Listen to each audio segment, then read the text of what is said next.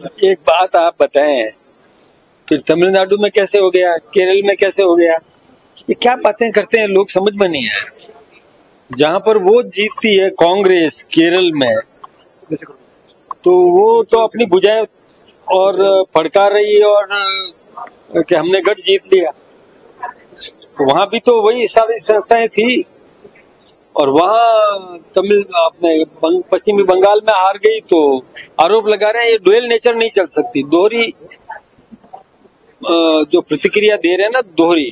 कि एक तरफ तो वो खुशियां मना रहे हैं केरल की, केरल में कांग्रेस ने जीता है और वामपंथियों को हराया है, तो वहां तो वो कह रहे हैं हमने गढ़ जीत लिया, और बंगाल में वो 0 पर या 1 पर आ गए तो वो हम पर आरोप लगा रहे हैं ममता जी हार गई। तो ममता जी का हारना जरूरी था, वो एक अत्याचार की पराकाष्ठा थी वहां पर। वहां कानून नाम की चीज नहीं थी, लोगों के मौलिक अधिकारों की रक्षा वो नहीं कर पाई। खुद ईडी के दफ्तर में जाकर के गोपनीय फाइल उठा करके और लेकर के आ जाना, ये एक मुख्यमंत्री को शोभा नहीं देता। वो कृत्य ममता बनर्जी ने किया, अपने पद का दुरुपयोग किया, स्वतंत्र जांच को प्रभावित किया। ये ठीक बात नहीं थी। कई लोगों के घर जलाए, कईयों के हाथ टांग तोड़ दिए। आपने देखा होगा टीवी पर एक उम्मीदवार भाग रहा था, चुनाव में खड़ा उम्मीदवार भाग रहा था, पीछे से पिटाई हो रही। इवन हमारे नेताओं का अपमान करने का काम किया, शुभेंदु को घेरा, उसको भी घेरा, उसको भी अपमानित करने की कोशिश की। ये ठीक बात नहीं थी। इसलिए ममता जी का हारना जनता पसंद करती थी कि ममता जी हारे, तो ये जरूरी था। ऐसे ही देखिए अभी तमिलनाडु में, और वहां पर भी परिवर्तन हुआ। जो सिटिंग सरकार थी वो सरकार धराशायी हुई। एक ऐसा नौजवान आ गया जिसने 2 साल पहले ही पार्टी बनाई थी, अब उस पर किसको कहेंगे? हम वहां पर 1 सीट लेके आए केवल, तो फिर कोई कर सकता होता तो कर देता। तंत्र संस्था है, इसमें निर्वाचन आयोग पर किसी प्रकार का आक्षेप लग नहीं सकता, ये ठीक बात नहीं है। वोट चोरी, वोट तो राजस्थान में भी आगे बीजेपी करना चाहती है बिना मेहनत के इसी तरीके से, लेकिन डोटासरा जी को केरल ध्यान नहीं आया क्या? किस मुंह से बात करते हैं वो, समझ में नहीं आया। यानी पहले अपने गिरेबान में झांक के तो देखो कि तुमने क्या किया, कैसे केरल में जीत गए। वोट चोरी की क्या तुमने? हम कर सकते होते तो कर लेते ना, वहां क्यों आपका आज मुंह दिखाने लायक नहीं रहते आप? ऐसी बातें बोलना ठीक नहीं है। ये कभी भी कोई भी नेता को और झेप मिटाने का ये तरीका नहीं है। पहले ये देखो कि केरल में जीते हो तुम, फिर कैसे जीते केरल में, और वहां आप धराशायी हुए हो। कहाँ है कांग्रेस पश्चिमी बंगाल में? क्या स्थिति बनी है? उन्होंने तुष्टीकरण की पराकाष्ठा आसाम में की उन्होंने, बाकी लोग थे नहीं क्या?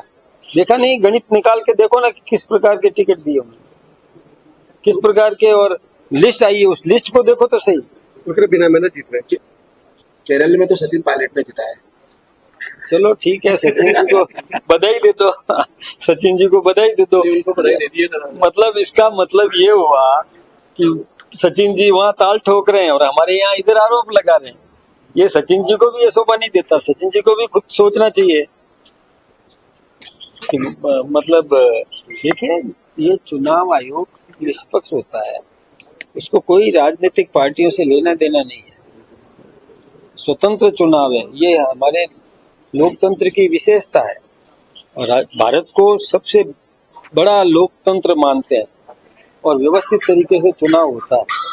हम कितनी बार हम भी तो मार खाते रहे ना, पिटते रहे ना। काम किया है, सेवा की है तो आगे आ गए, मेहनत की है तो आगे आ गए। जनता को जागरूक करना चाहिए, जनता जागृत रहेगी तो सही निर्णय करेगी जनता। और ठीक है, हम केरल में देखिए हमने कितने संघर्ष किए, हमारा कैडर है वहां पर, संघर्ष कर रहा है, लेकिन जनादेश को स्वीकार कर रहे हैं ना। हम जनादेश को स्वीकार कर रहे हैं और वो जनादेश का अपमान कर रहे हैं, और जनता के और इस जो मांग पर हमने आश्वस्त किया और हमने काम शुरू कर दिया। उसी समय मैंने मंत्री जी से फोन करके और उसका समाधान करवाने की बात वहीं से उनके सामने ही समाधान करवाने की बात कही और कुछ हद तक समाधान हो भी गया और आज वो मेरे यहाँ से लेटर भी जारी हो गया, पैसा सैंक्शन भी हो गया। वो जो मैंने स्कूलों के लिए कमरा बोला, मेरे यहाँ तुरंत काम है, देरी नहीं। वैसे तो जनप्रतिनिधि भी जाएंगे चौपाल स्तर हाँ, सभी जा रहे हैं, सभी जा रहे हैं। क्या इस अभियान हर जगह यही है कि राजस्थान सरकार ने जो घोषणाएं की है, योजनाएं दी है, उसका लाभ, केंद्र सरकार ने जो योजनाएं दी है उसका लाभ जरूरतमंद को मिले, इसमें योगदान देना। हमारे जनप्रतिनिधि सभी जा रहे हैं, अलग अलग क्षेत्रों में ड्यूटी लगाई है, वो वहाँ जाएंगे और जनता की समस्या सुनेंगे, समाधान भी करेंगे। ठीक। अच्छा, एक आरजीएचएस को लेकर डोटासरा ने आरोप लगाए हैं कि साहब सरकार इसको धीरे धीरे बंद करना चाहती है, योजना को पैसा नहीं दे रही है और लोग नाराज से एक बात मैं आपसे बताऊं, देखिए आम आदमी को जल, बिजली, चिकित्सकीय सुविधाएं, ये सारा देना सरकार का कर्तव्य है। तो आरजीएचएस की बात कर रहे हैं, ये हमारा कर्तव्य है। हम जरूरतमंद को लाभान्वित करना चाहते हैं, उसका इलाज करवाना हमारा कर्तव्य, हम करेंगे। केंद्र के अंदर जो आयुष्मान योजना जो दी है, वो आयुष्मान भारत की जो योजना दी है, वो भी इसी परिप्रेक्ष्य में है, हम बंद नहीं करना चाहते। ये जहां बंद हुई है किसी क्षेत्र में, उसमें क्या हुआ कि इसका दुरुपयोग हुआ।